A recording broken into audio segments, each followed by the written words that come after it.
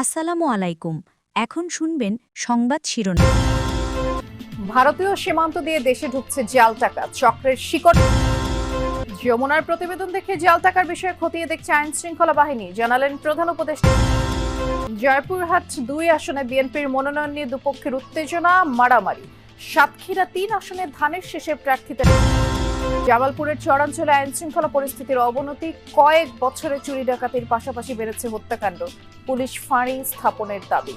আসসালামু আলাইকুম। এতক্ষণ শুনছিলেন সংবাদ শিরোনাম, এখন শুনবেন বিস্তারিত।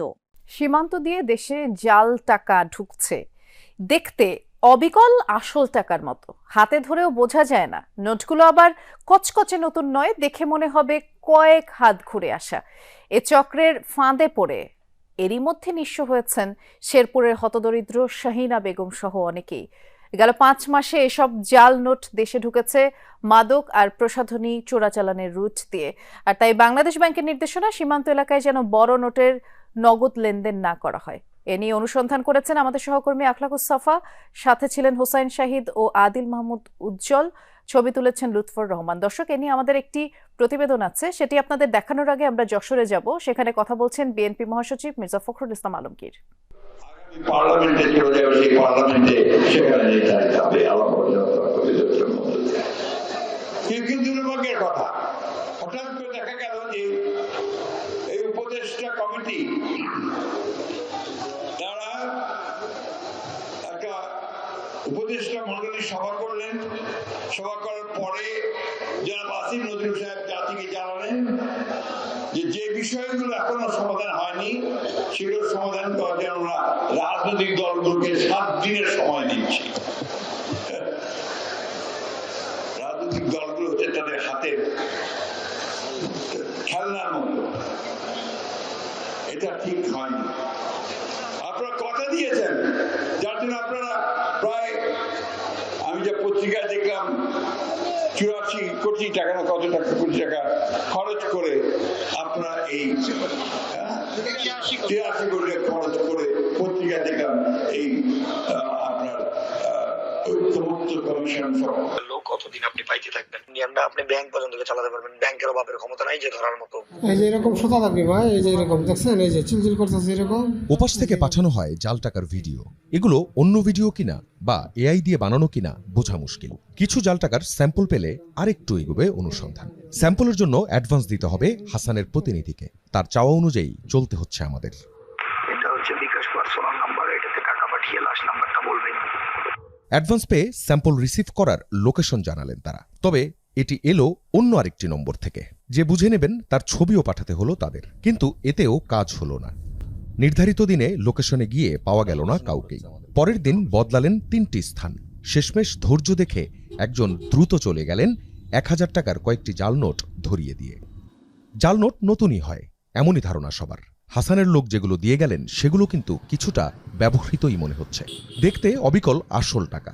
কতজন বোঝে এগুলো জাল নাকি আসল, যাচাই করতে শেরপুরের একটি বাজারে টিম যমুনা। এইখানে এই টাকাটা জাল ছিল, এটা কি বুঝার কোনো বুঝতে পারছেন আপনি? এটা 2 নম্বর টাকা, বুঝার কোনো উপায়ই নাই। দেখেন কিভাবে বুঝবো? এ ধরনের নকল টাকা চেনা এখন খুব জরুরি, কারণ জাল টাকা শনাক্তের যে পরিচিত 10টি উপায় আছে তার মধ্যে এখনো পর্যন্ত সবচেয়ে স্ট্রং বলা যায় এই পরিবর্তনশীল রং। বর্ডার ক্রস করে যেই টাকাগুলো ঢুকছে সেই জাল টাকাগুলোতে এই ফিচারটাও পাওয়া যাচ্ছে।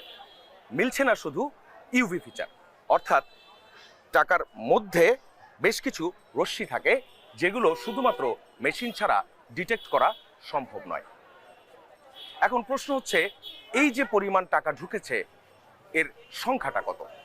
অনেকে বলেন 2.5 লাখ কোটি টাকা, কিন্তু বাস্তবে এর পরিমাণ কত কেউই জানেন না।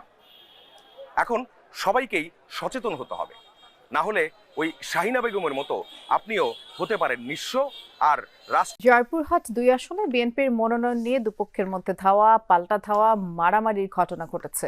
সকালে আক্কেলপুর উপজেলা শহরে এই ঘটনা ঘটে। প্রত্যক্ষদর্শীরা জানায়, বিএনপির মনোনয়ন বঞ্চিত ইঞ্জিনিয়ার গোলাম মোস্তফার সমর্থকরা উপজেলা পরিষদ এলাকায় জড়ো হলে উত্তেজনা দেখা দেয়।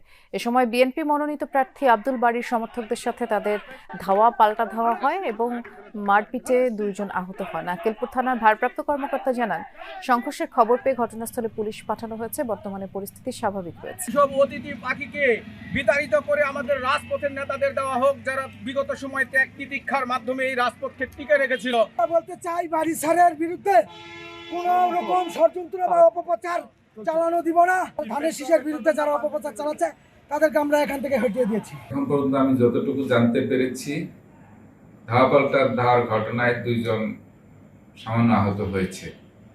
এলাকায় পুলিশ মোতায়েন আছে, পুলিশের নজরদারি অব্যাহত আছে।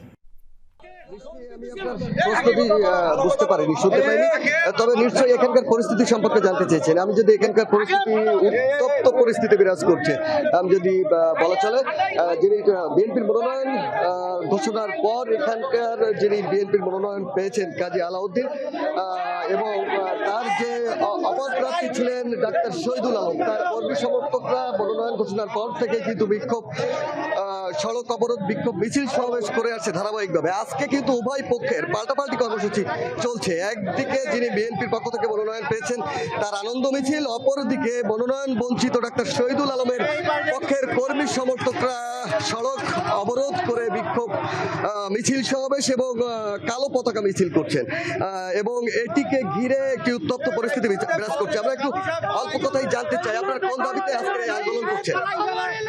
আজকে আমরা এখানে কালো পতাকা মিছিল করছি।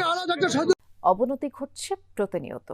গত কয়েক বছরে চুরি ডাকাতির পাশাপাশি হত্যার ঘটনাও বেড়েছে। 1 বছরে 2 জনপ্রতিনিধি হত্যার পর ব্যাপক আলোচনা হলেও এর কোনো প্রতিকার নেই। আতঙ্কেই দিন কাটছে এসব চরের মানুষের, দাবি পুলিশ ফাঁড়ির।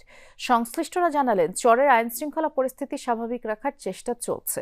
মূল ভূখণ্ড থেকে নৌকায় ঘণ্টাখানেকের যাত্রা, অবশেষে তরে গিয়ে ভিড়ে বিচ্ছিন্ন এক চরে। গন্তব্যে পৌঁছাতেই চরের গ্রামীণ পরিবেশ চোখ জুড়ায়। তবুও প্রশান্তির লেশ মাত্র নেই এই জনপদগুলোই।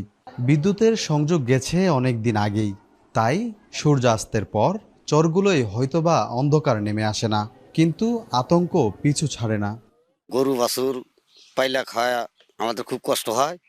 চোর ডাকাতের ভয়ে আমরা এখানে কারো কাছে কোনো কিছু বলতে পারি না। 5-7 বছরের ভিতরে অনেকই ঘটে গেছে, খুন খারাপি, জমি জমা নিয়ে হামলা।